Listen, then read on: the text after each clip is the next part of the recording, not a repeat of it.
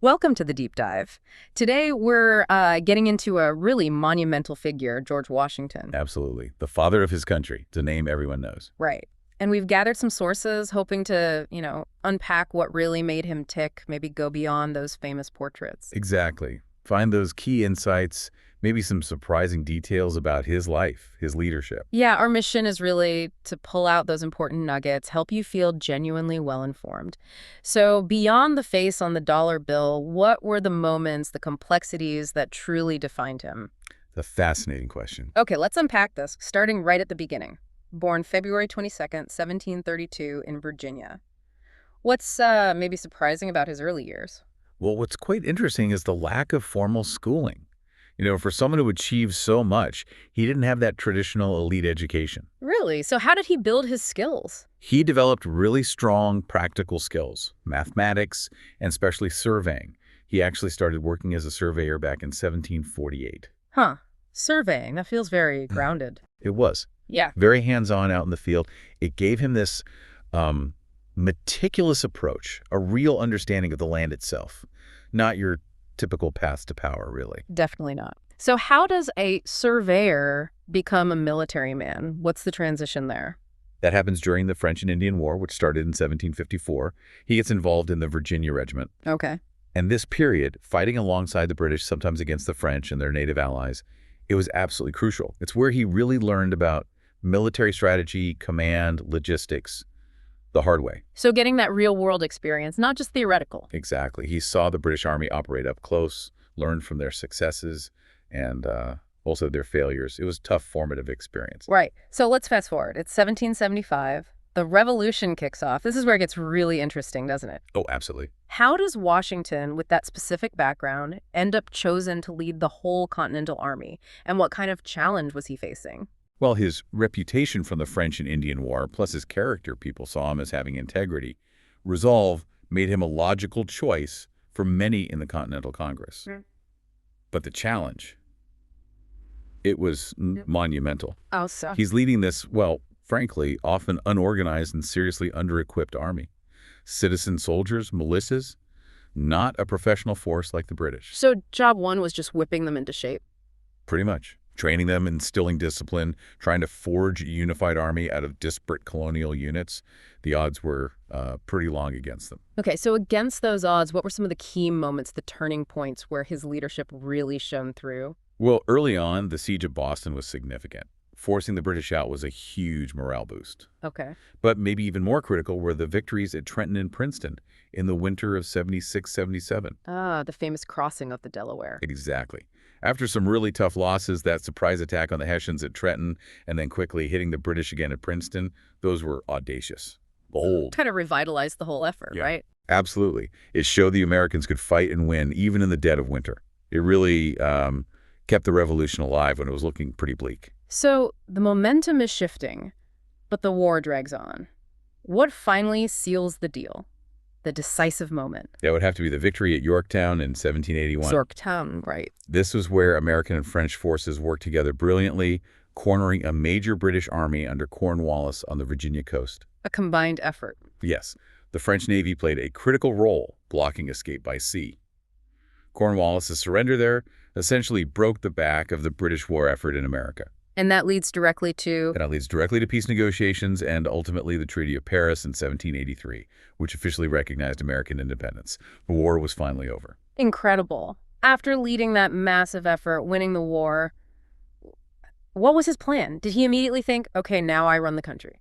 Actually, no. And this is one of the most remarkable things about him. His intention was to retire. Just go back to Mount Vernon, his estate, and be a farmer. He famously surrendered his military commission back to Congress. It was a powerful statement. Why was that so significant? Well, in that era, successful generals often seized power. Think Caesar, Cromwell. Washington, stepping down, signaled commitment to Republican ideals, to civilian control over the military. It really stunned observers worldwide. But he didn't stay retired for long, did he? He gets pulled back in. Right. The country under the Articles of Confederation wasn't working well. So the Constitutional Convention is called in 1787. And Washington's role there? He was basically seen as the indispensable man. His leadership, his status as a hero, that kind of dignified presence, He was the only person everyone could agree on to preside over the convention. So his presence lent legitimacy to the whole thing. Immense legitimacy. Yeah. He didn't participate much in the debates, but his being there, chairing the proceedings, helped hold it all together while they hammered out the Constitution. And then from chairing the convention to the next logical step for this new government. Exactly. He was unanimously elected the first president of the United States in 1789. He served 2 full terms, stepping down in 1797. Unanimously. Wow. So as the first president, he's basically inventing the job.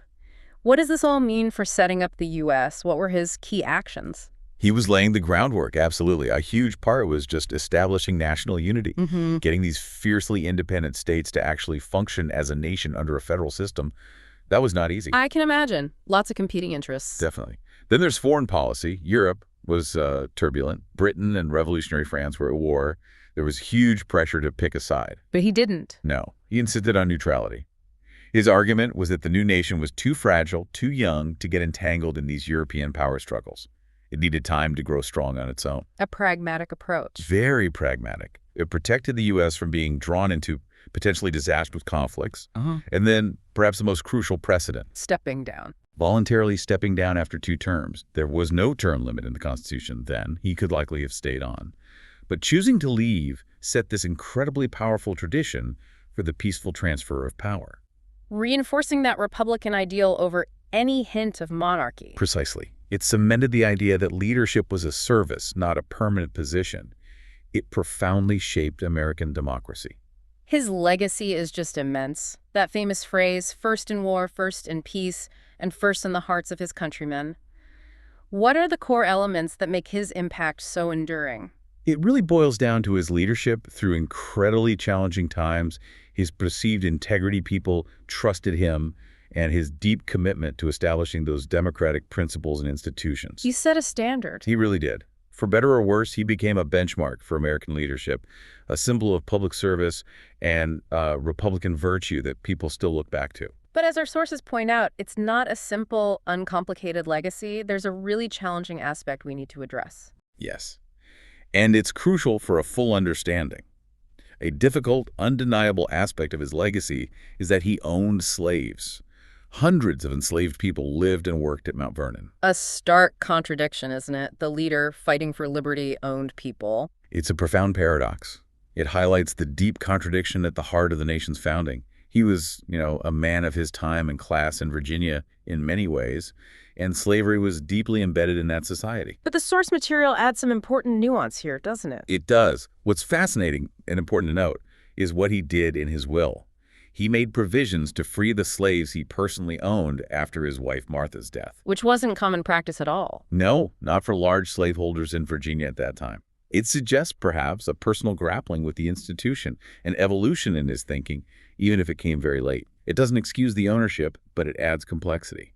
So a military commander, the guiding hand behind the Constitution, the first president, but also a figure deeply entwined with the institution of slavery. Exactly. You have to hold all those pieces together to really understand him and his era. What an incredible journey we've traced. From that young surveyor mapping the Virginia wilderness to, becoming the indispensable leader of a new nation. It's quite a story. It really is. And I think exploring these historical figures fully, wrestling with their complexities, their contradictions, that's what makes history so rich and, frankly, so relevant.